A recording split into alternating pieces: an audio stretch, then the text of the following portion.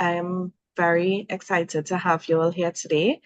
We are in part two of a three-part webinar series on conservation technology for Caribbean CSOs or civil society organizations. And today we'll be joined by the Cocoa Research Center of the University of the West Indies.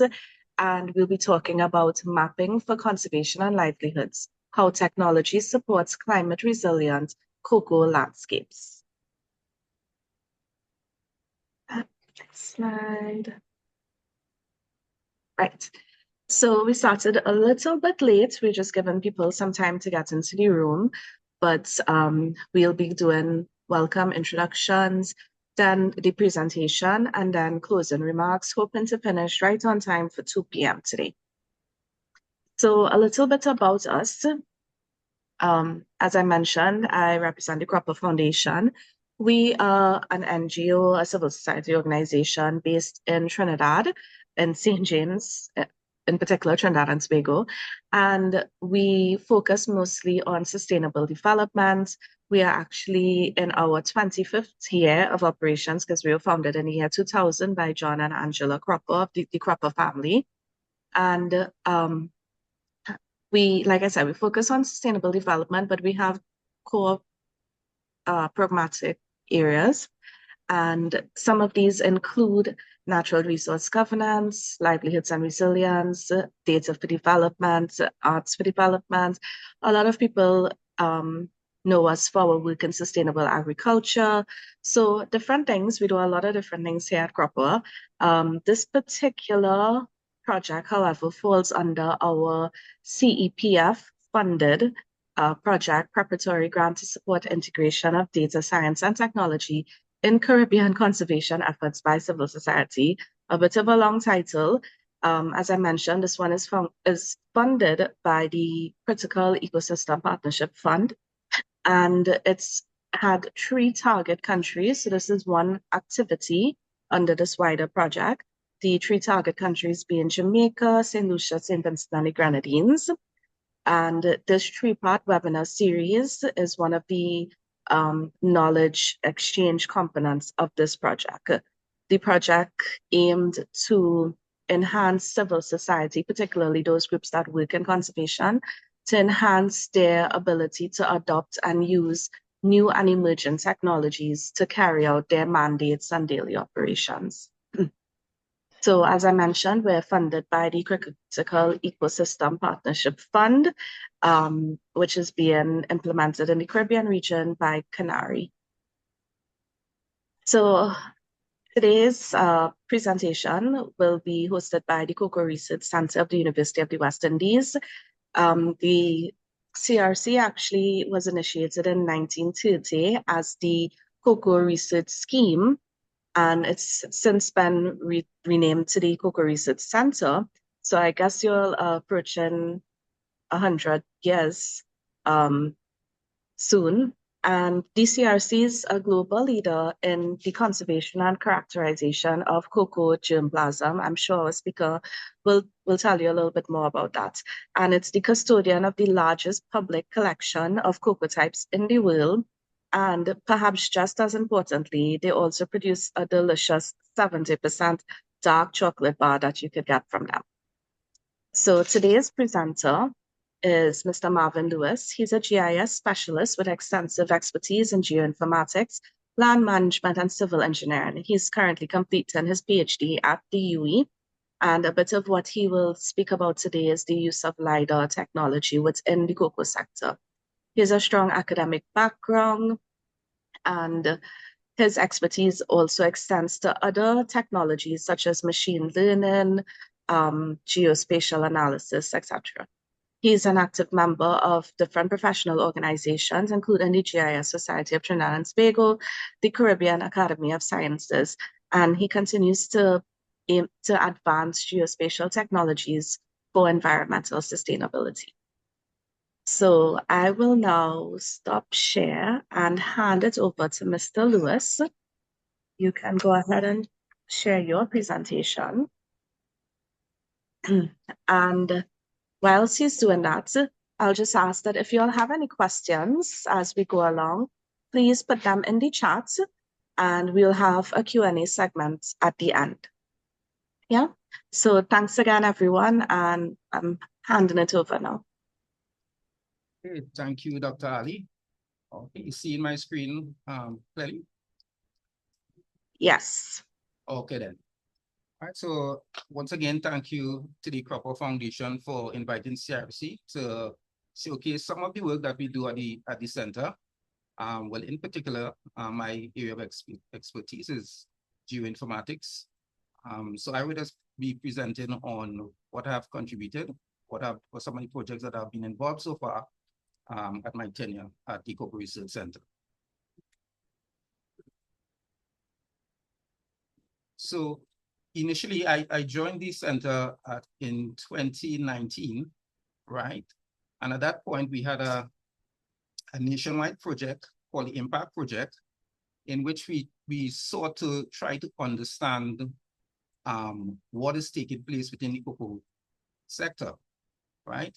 And in order to do that, we had to go around and we had to look at the existing cocoa farms that were in production. We had to map them. We mapped the locations of the 614 cocoa estates. And what we recognized that we saw that the production areas were more or less segmented by production volumes, right? So in that instance, what we sought to do was to create what you call cocoa growing communities, based again on the clustering of these cocoa farms and the production volumes. Following which we sought to identify what we call agroecological zones. And the purpose of this was to sort of bring a more nuanced approach to how we apply fertilizer, how we treat each particular region, right? This work was started in 2015 by our now deceased colleague, Mr. Deodat Sigovin, in which he sought to establish 6 agroecological zones, right? His research was more or less based on the soil conditions and the climate conditions of these zones. So he would have done an extensive survey of, again, taking a lot of soil samples throughout the island, looking at the characteristics, looking at the climate data, the rainfall, length of growing period, etc. And to his success, he came up with these 6 zones. So what this allowed us to do was to sort of provide, again, a nuanced remedy for how we apply fertilizers, how we apply solutions, how we make recommendations for genetic material, and so forth.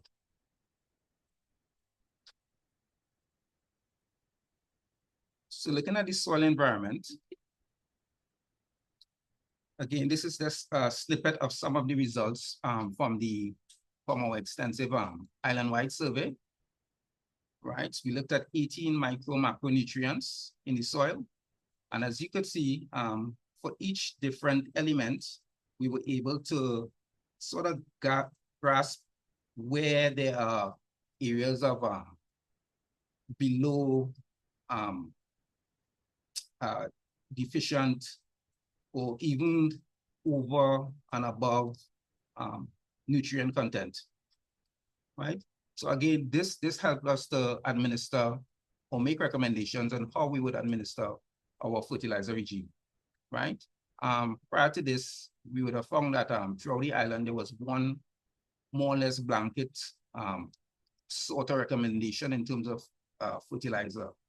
So the disadvantage in doing that is that some areas might be where you might find your nitrogen is low and you're recommending low amounts, it doesn't equate, right? So this survey allowed us to look at each community, cocoa growing community that is, and make recommendations for each particular fertilizer. So we now have that as a document that is available to the public.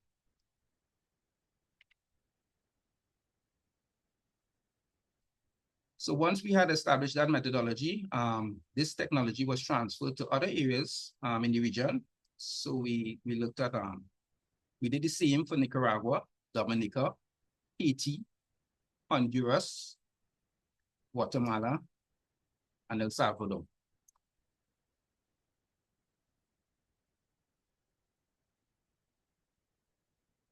And this is just a more or less a study how we would share the information. So you would see that again. This is Dominica. You would see that the survey was extensive, and it allowed the Ministry of Agriculture there to, again, adjust their recommendations in terms of fertilizer use. All right, so again, we looked at organic matter and the other 18 macronutrients.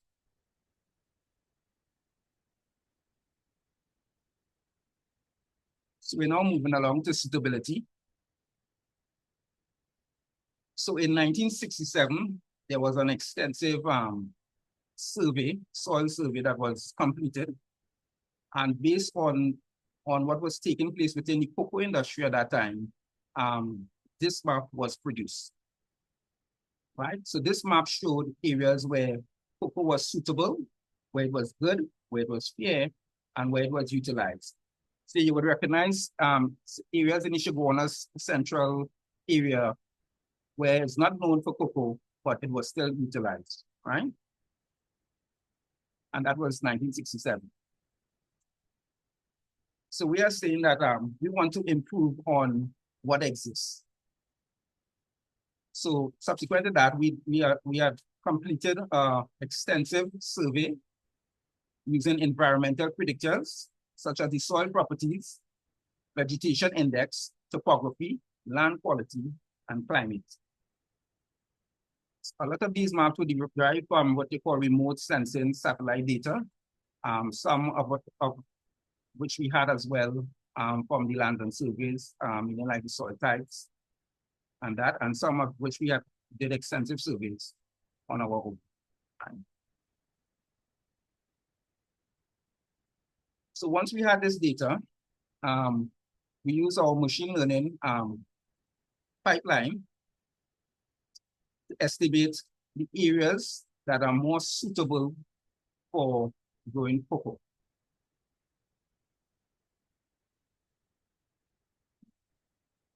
We wanted to find out what factors would contribute to high suitability or moderate suitability. As you can see here, the climate factor contributed the most to suitability, right? So we looked at about 14 different variables, which we plugged into our machine learning pipeline, and this is what it showed. So you could see that Vancouver central area was identified as the most suitable area for growing cocoa. As well as there are some pockets in the southern range and in the northeastern peninsula, like in Tobago. They had some areas in the Blanchishes, the Lupino, the Santa Cruz, the Maracas, and Judo area as well. So what we're saying, suitability is only one side of the coin. An area could be suitable, but we wanted to answer the question, what are the risks associated with each particular location? So again, we did an extensive survey throughout the island, and we looked at 4 major components, which were the social risk, economic risk, environmental risk, and biological risk.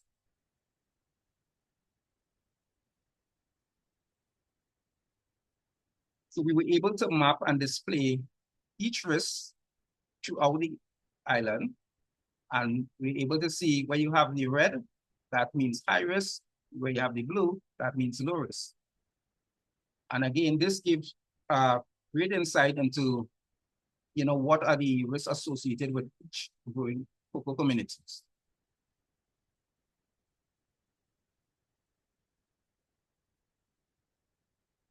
But we recognize because we use survey, we wanted to kind of reduce the subjectivity from those surveys. So we use a method called the analytical hierarchy process. So this combines the objectivity of mathematics with the contextual insight of human experience. And once we apply that model, we were able to establish what risks were more prominent, right? So in terms of the importance, we recognize that labor costs and labor availability, as well as access roads throughout the cocoa growing communities, pose the highest risk to the cocoa farmers.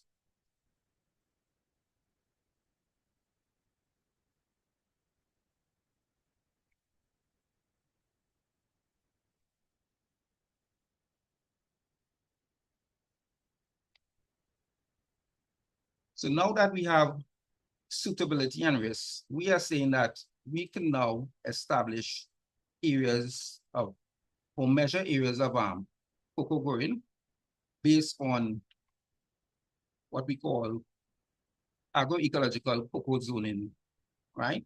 And what this does is it tells the investor or potential investor that here's this. If you're looking to invest, these are some areas throughout the island where you could possibly look at. So just to go back a bit, so we had the 1967 cocoa capability map, and it's now compared to our agroecological cocoa zoning map. So we could see we get a lot more granularity or a little more definition in the cocoa growing areas, right? So we are now able to steer people into particular areas of investment, right?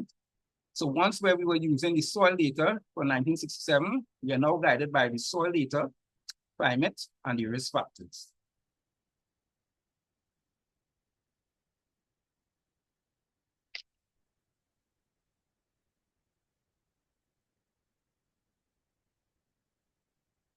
So again, prioritizing areas for investment. The map on the left, which we call the core zone and the primary EPZ, we were able to measure 15,000 hectares, right? And what this map tells us is that these are areas of high return and low risk. Then there's the development zone, moderate potential, but it needs support. And the transition zone, it's productive, but it's risk-full. So in other words, it tells you that you could grow cocoa there, but your inputs would cost, you know.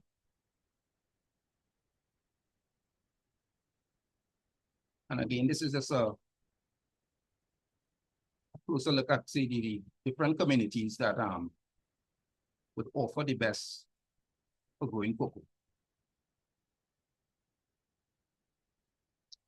So following that, we looked at from cocoa investment to climate value, right? So we are saying where cocoa thrives, carbon is stored. Where carbon is stored, value is created.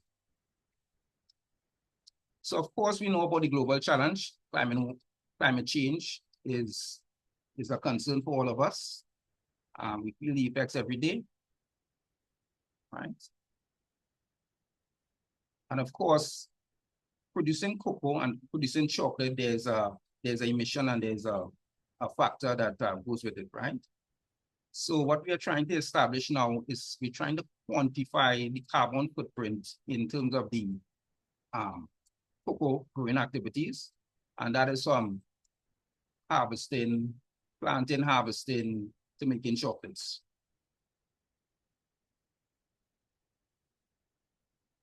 And why are we doing this? Because at this point in time, right, there are two well-established markets. If we look at, one is called the regulated carbon market. So that's the compliance market, and that is geared towards all the energy sector, the airline industry. These companies, they have to offset their emissions, right? And they have to comply. So there's also the voluntary carbon market. You don't have to comply, but it's, you know, it's there for any and everyone to partake in. I think what is interesting with this is that when you look at the disparity in terms of the transaction value in the regulated market, carbon market, it's $825 billion US as of 2024, right? The voluntary market is still coming up slowly, That's only at 535 million US. So it tells us that there's a lot of money to be made through offsetting your emissions. Right? And this is a snapshot of the market, so it's established. You have a lot of players. Carbon credits, this would be the currency that you use within the market to get around. And why is this important? We are saying that we have a active energy sector, and these big energy firms need to offset their emissions. So we are saying that within the cocoa industry, there's a lot of what they call green credits to be accrued. And if we could find a way of measuring and valuing those credits for the amount of carbon within our cocoa industry, we could create a market for these energy giants to offset their emissions. So it would work twofold in that the forex that is being that is leaking through our economy could be retained right here in Trinidad and Tobago, and that the farmers, the cocoa farmers, could get a supplemented income from just being green.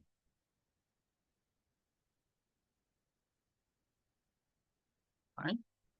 But of course, there are problems in the industry. So the first problem is the inadequate quantification of greenhouse gas emissions across the value chain. And of course, monitoring, reporting, and verification systems are not in place. Right? So you have limited farming incentives for carbon smart practices, and you have a limited understanding of the carbon storage in cocoa agroforestry. So we are trying to understand the amount of carbon that is stored within the cocoa farms. So once we could measure it, we could say, hey, this particular farmer has 1 ton of carbon for sale. And of course, once we establish that, that transaction could take place. But of course, in order to start that, we need to account for the carbon that is there in the farm. And we have to establish a methodology that could support our claims, right? So part of our methodology is looking at the amount of carbon stored above the ground, below the ground, and within the soil.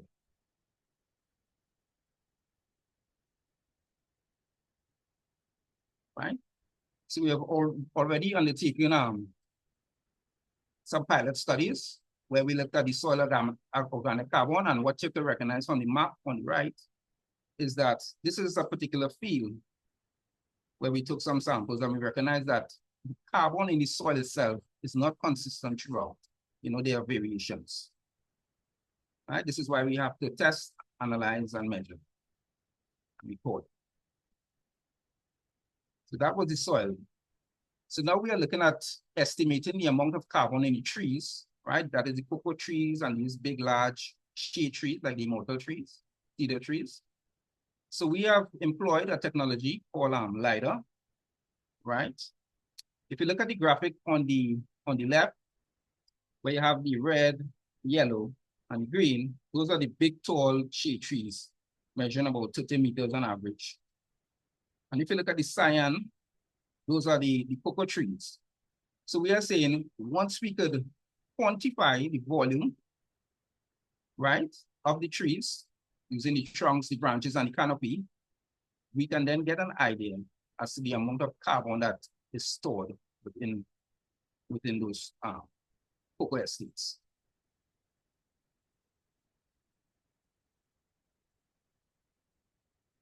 So far, we have developed our tier 2 carbon intelligence pipeline. At present, this is the prototype here. The AI center at UE, we are collaborating with them so that they could upscale this pipeline so that we could do what they call a national inventory. So we'll be able to take the pipeline, use the LiDAR data, because we have the coverage for the entire country, and we could estimate the amount of carbon stored within all the trees, in particular, the cocoa growing communities.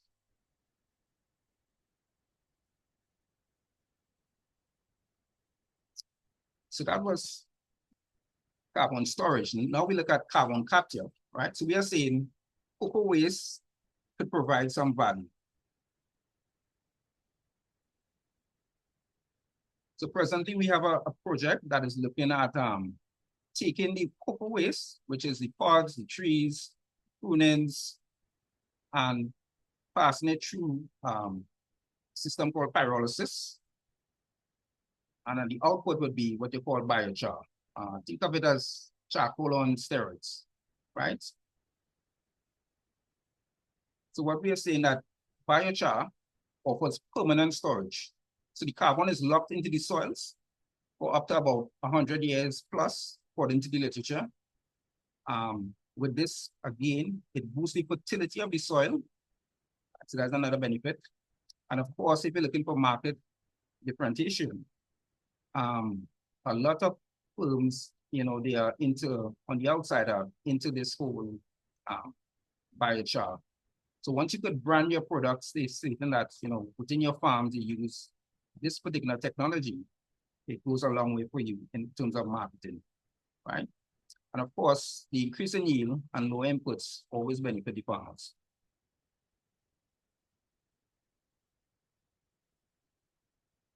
So that was storage, carbon storage. Now we're looking at carbon emissions.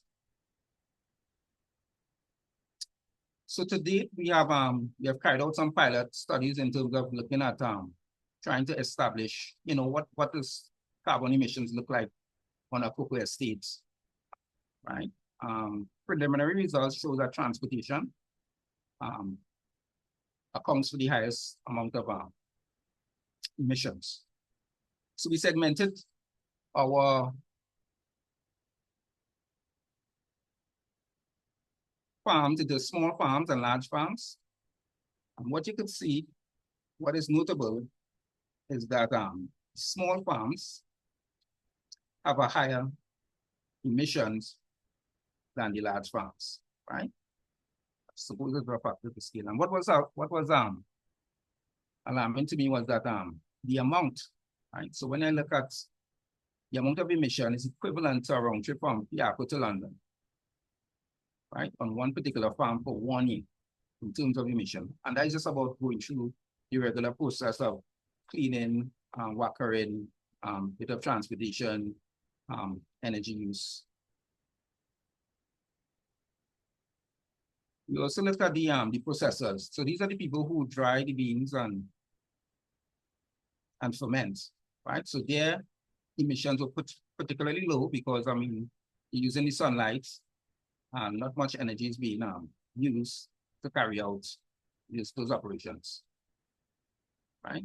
And again, the chocolatiers from bean to bar had some pretty high emissions. In particular, one of the emissions, the highest emission accounted for a round trip from Piarco to London 6 times, and that is within 1 year. So again, you can see the importance of measuring the amount of emissions, you know, if you will, and being aware of how much carbon is emitted in the daily operations of a bean to bar operation.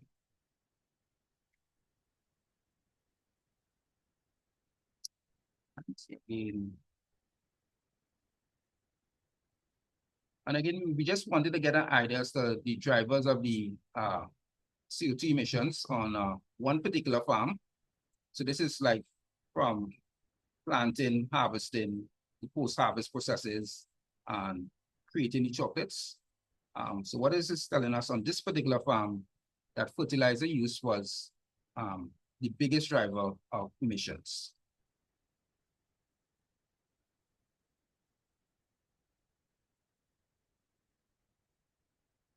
So I mentioned that we were looking at measuring all the amount of carbon stored in the cocoa trees throughout Trinidad. But what we recognize is that we have to first identify where those estates lie, right? So we could see that well over 100 years ago, we had 90,000 hectares of cocoa recorded in Trinidad and Tobago. As of 2024, it was recorded at 4,841 hectares. So we are saying that those are active estates, so we need to look for the abandoned estates, right? And you can see the disparity in the size and the amount of hectares that we'll be speaking about. So, and again, to do this, we are using our LiDAR data, and we are using a methodology called microtopography, in which we take the LiDAR data.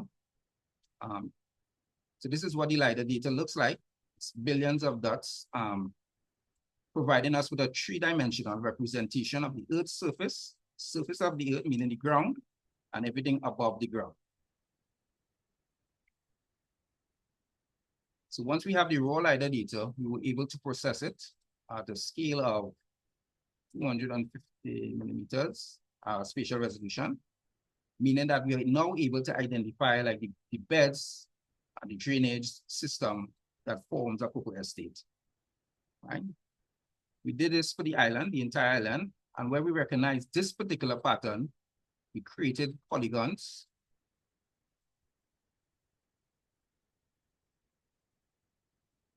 And we highlighted those polygons, right?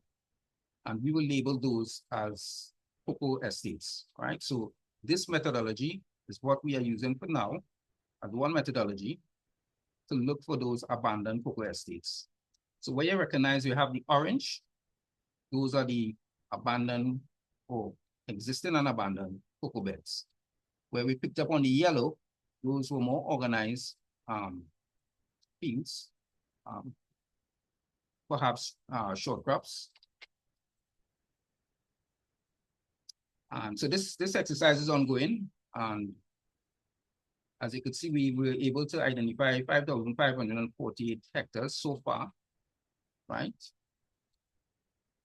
The average being 1 hectare and the maximum being 65 hectares in terms of our plot. What was pretty insightful was that on the eastern end, the Manzanilla area, we recognize that there's a lot of abandoned estates there. We work with farmers throughout the island, and I could tell you, we only have about two farmers that we work with up on that end that are pretty active, which suggests that what you see in orange here is a lot of abandoned cocoa estates present, right? So that was looking at the ground itself, the earth. So we are now looking at another method for locating cocoa estates using radar and optical satellite imagery. So we looked at the earth, now we're looking at above the earth. Right? So again, we're looking at this technology uses the electromagnetic spectrum. In particular, the microwave and the visible and infrared waves.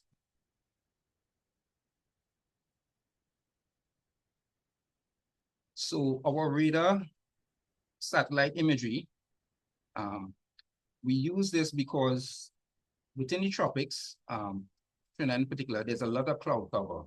And when you're trying to use satellite imagery, looking at satellite imagery, a lot of the information is unseen because of the amount of cloud cover throughout the year, right? The advantage of using this Sentinel-1 radar imagery is that the ground and everything above the ground is visible, regardless of heavy cloud cover, nighttime or rainfall. Right? And with this particular imagery, we're able to look at the structure, moisture within the soil, roughness of the trees, the textures of the trees as well.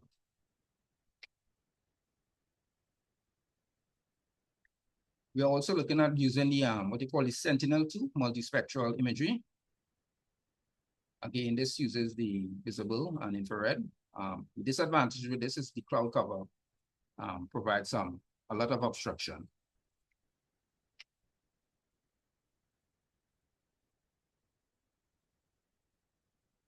So we did a pilot and we tried out our experiment with the Sentinel-1 and Sentinel-2 imagery.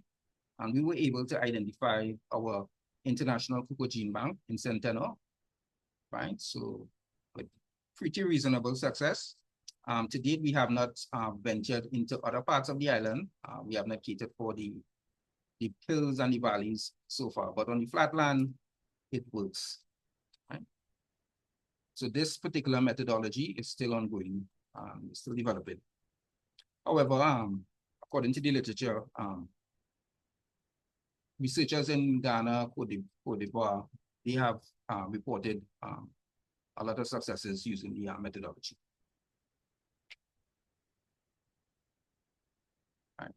So this slide here, this highlights how the improved technology assists us to locate cocoa estates. So you can see 1929, more or less 100 years ago, this is how they would have mapped the cocoa growing regions. With 1967, using the soil data, they were able to get it a little more precise. And now that we're using the 2014 LIDAR data, we are it's a bit more granular and much more detailed, right? And again, the 2014 map is still ongoing. Next, we look at performance and monitoring tools. All right, so presently we have a project that we are now wrapping up. This is in the Lupino area, where we are looking at what you call key performance indicators. And this is based on extensive surveys and climate data, soil data, and looking at the operations of individual farms and creating a scoring system. Right? So we look at two major headings, the sustainability and the productivity of the farm. Right? So everything between tree management, field management, climate span management, cadmium management, social sustainability, economic, environmental, and we lump it all together for the total quality management scoring. I mean, this essentially is to sort of give the farmers a baseline or a snapshot of where they are currently, so they can make the necessary improvements when they see the scoring system. It's pretty detailed.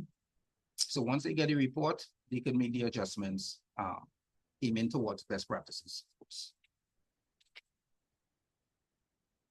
And again, we are doing some climate monitoring as well. We have a weather station up in the Lupino area, which we look at everything from rainfall, wind, sunlight, dew, right? And we have collected so far 11 months of weather data. We are hoping to have a couple more of these weather stations so that it helps us showcase or get a more detailed understanding of how the weather affects yield and production of these cocoa estates, right? Presently, we use like the Piaco data, which is only one location and which is not within a cocoa growing community, right? So we are hoping to expand this throughout the island so we could collect more data to help our researchers.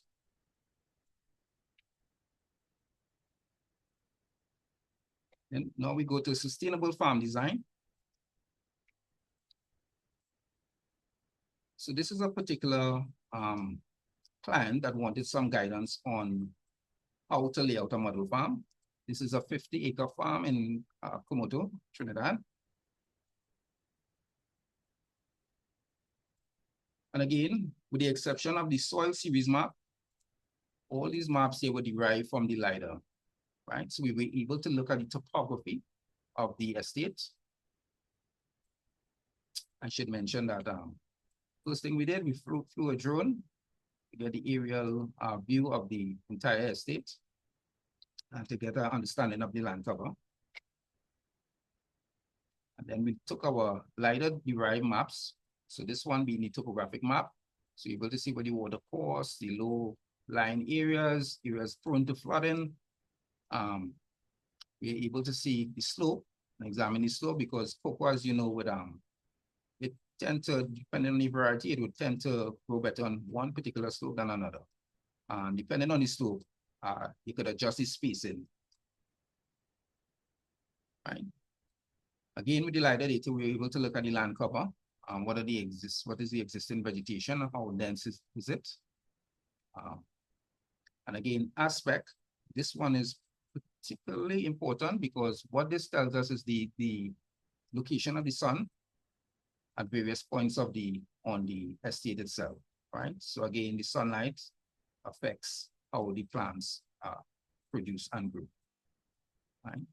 And then we had our soil series map, tells us the type of soil, and we know from our interaction with particular soils, some soils may be heavy clay, loamy, what have you not. We know how to meet and treat with particular recommendations.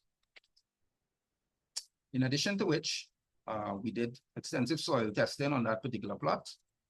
And all these maps here are the micro and macronutrients derived. We were able to plot it and show areas where there are high incidence of a particular nutrient and low incidence of a particular nutrient. So we know how to meet and treat with our fertilizer application, right? So rather than applying too much fertilizer where it's not needed, we can make that adjustment because we can see where the variations in the fertility. And of course, we were able to derive the texture of the soil itself, which helps in telling us where and where not to plant.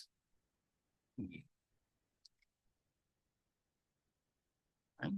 So all that information and all that research led to two particular options for the client in how to go about laying out this field.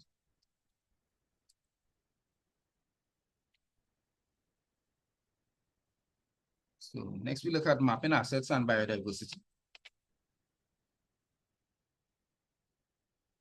So what we wanted to do was we wanted to establish a digital map for the International Cocoa Gene Bank, Trinidad.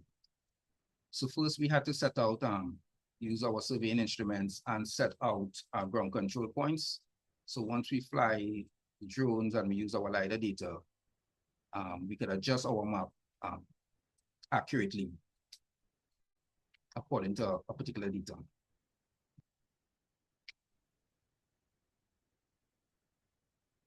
So once we did that, we actually went into the field and we started to map the assets tree by tree, all the cocoa trees, big shade trees, roads, all the irrigation system, drains, location of the bridges.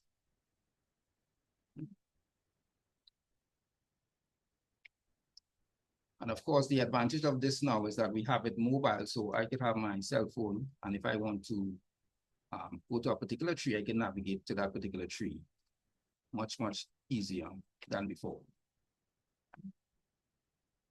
Right, so on the left, we have our legacy map. That is what we would use before traditionally to go into the field. Right, and now we have these nice digital maps with guided navigation to each particular tree, any tree in particular that we wish to visit.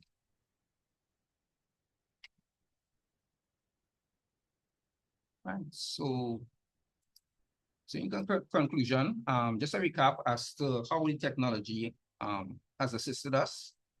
Right, again, we established the agroecological zones.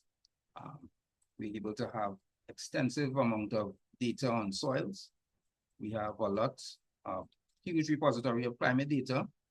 We're able to establish suitability zones, areas of high risk, areas for investment in terms of our economic development zones. Again, the carbon footprint, which is ongoing with our AI pipeline, right? That is supposed to take off very soon. And again, using the microtopography to establish or identify abandoned estates and active estates, right? Then we're using our satellite imagery as well to aid in establishing or delineating cocoa agroforestry. And again, using the technology to assist with farm design, gene bank mapping, again, and performance and monitoring with our key performance indicator models, right? So with that,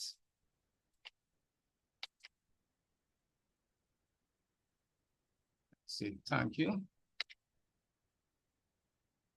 for your time and attention. If you have any questions, please feel free. So I pass it over to you, Dr. Ali.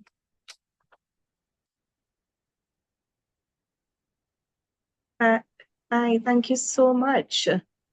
Um, so I'd like to say I think this was a wonderful presentation. I think the visuals, the different maps, etc., really helped to visualize and explain what could be very technical content, and I learned a lot myself. So I, on behalf of everyone, I thank you a lot for that. I did see some questions in the chat, so I'm going to go to the chat, and if you all have any questions, please feel free to put them in the chat. So I'm going to start with the questions, yeah. How might these mapping technologies help prioritize where soil testing should happen for issues like heavy metals or agrochemical accumulation? And second part to that question, are there vegetation stress patterns you've observed that could guide ground level sampling in cocoa landscapes? Right. So the first one is asking about the heavy metals. Yes, so I could read it again. So how Yes. might these mapping technologies help prioritize where soil testing should happen for issues like heavy metals or agrochemical accumulation? Right. So, well, I'm not the heavy metal expert, but I have worked with the gentleman, Dr. Ramtal, and he has actually mapped a lot of the cadmium. We have already included the cadmium within our studies as well. Throughout Trinidad and Tobago, he has identified some of the factors, major factors being water courses, flooding. We have identified particular zones where cadmium is also prominent because of the geological structure of the soils. So that is one. So a lot of work has been done already on that. I know he's currently working with aluminum, right? So yeah, that is as much as I could dispense on that. Okay. So I suggest to the participant, the attendee, that perhaps you could follow up with the CRC directly if you'd like to get more in-depth information or speak to the experts themselves. So part two of that question, sir, and I hope you can hear me, it's pretty loud by me. Part two of that question is, are there vegetation stress patterns that you've observed that could guide ground level sampling in cocoa landscapes? Yes. That what we use is we use what you call NDVI maps, normal difference vegetation index, and they're actual derives imagery from satellite that monitors well the whole island, and they have the what they call the formulas to produce these NDVI maps. And what that shows you is areas of you see high green and low green, right? And where you find what you call the low green areas areas of stress, right? So that is available, and it's available 365 days of the year because you have these satellites making these turns, visiting the same area every 5 days. So Right. that information is readily available. Right? Okay. Actually, that prompts a question from me. How much of this data is open source or available to the public from the research that you all have done thus far? And how would one go about accessing that data? Right. Okay. Well, most of it, with the exception of the carbon side of it, which is still ongoing, you know, but most of it is available. In terms of the raw data, we use NASA, of course, satellite imagery, and that is open source. So you could get, Right. yeah. Okay, so perhaps if we have like any students or anyone in the webinar today who's interested in using some of those maps or anything like that, they could contact you all to get copies. Yes, they could. Okay, great. Um, Another question, also just a comment saying amazing work. Another question, are there disadvantages or complications with using radar imagery for this particular type of survey? Yes. from my experience, let's say what I recognize is that one, it's a lot of imagery. It's pretty heavy. To take it from one point to a usable stage, something like about 25 to 30 processing steps. So it takes a lot of processing time. But from my experience, again, it must be supplemented with other data sets. So like the optical imagery. So Sentinel-1 imagery must be supplemented with Sentinel-2 and LiDAR data for verification. And of course, ground truthing, right? Right. So the question is, it's useful, but it's complex. Yeah, short answer. Yeah, it's always important to know limitations when dealing with these types of technologies. And a follow-up question to that one. How accurate is the data provided by the radar in comparison with, let's say, physical surveying for the same type of data? Oh, physical surveying? Well, the resolution would be different because with the radar, you have up to, you get in like 10 meters. So physical surveying would be the most accurate, of course. If you're talking about the LiDAR, LiDAR is up to 0.25 meters in terms of accuracy. So the LiDAR is pretty accurate. The radar is 10 meters. But the physical surveying would be, of course, millimeters or centimeters, depending on where you are. Right? Of course. I should mention that with respect to the GPS surveying, when you go into these heavily forested or areas with canopy cover, you tend to lose some accuracy. So up to about, from my experience, 4 to 5 feet.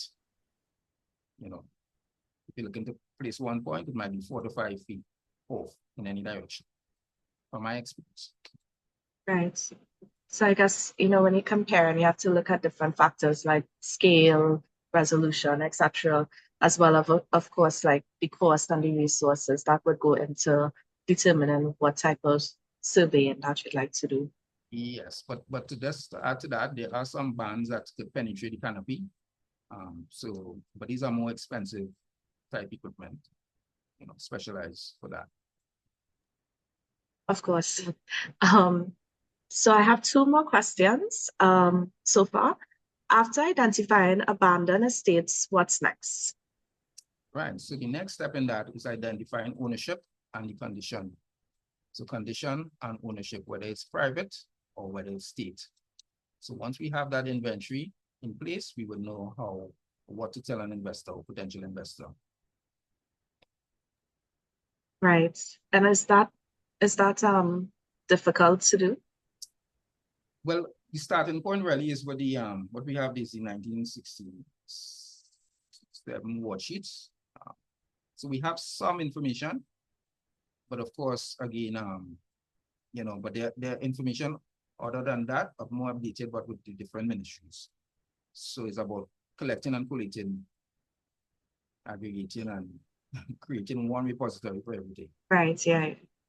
Okay. And what I believe would be the final question, are there any grants available for those who want to start farming cocoa but don't have access to the land resources needed? I wouldn't try to answer that question, to be honest. Yeah, perhaps this may be for Ministry of Agriculture. Someone from there may have a better idea, Serene. Serene, you could probably reach out to Malf and see if they have the resources to answer that question for you. I know ADB has a program with ADB, Agricultural Development Bank. Okay, any other questions? I don't see any more in the chat. So I think that may be it. I actually don't see your contact information here on your closing slide, but maybe you could just type that into the chat for us so that if anyone wants to contact you for further information, they could reach out to you directly or to the center directly. Sure. Yeah. Okay, great. Okay, I think your colleague put it in, so that's good. Okay. Thanks a lot, Anne, for that. Let's wrap up here because I don't want to keep anyone beyond the time. So thank you so much for coming out today to partake in our second webinar of our series. And I really want to thank the Cocoa Research Center for hosting today's discussion. I think we all learned quite a lot, and I personally realized that there's a lot of different technologies, a lot of different types of technologies involved in the work that you all do. So that was, really interesting for me to hear about. And part of, the wider project that we are doing today is to sort of try to inspire different groups working in conservation across the Caribbean region to see, what sort of technologies exist and perhaps how they could start integrating these into their work. So I think for those who deal with maybe protected area management and forestry and those types of sectors, that perhaps this could be, some inspiration for a path forward in using these different technologies for that. So I really want to thank everyone again and hope to see you all at our next webinar. We'll post the details on social media. And thanks again, Marvin. Really appreciate it. My pleasure. Thank you for having us. All right. Thanks, everyone. Bye.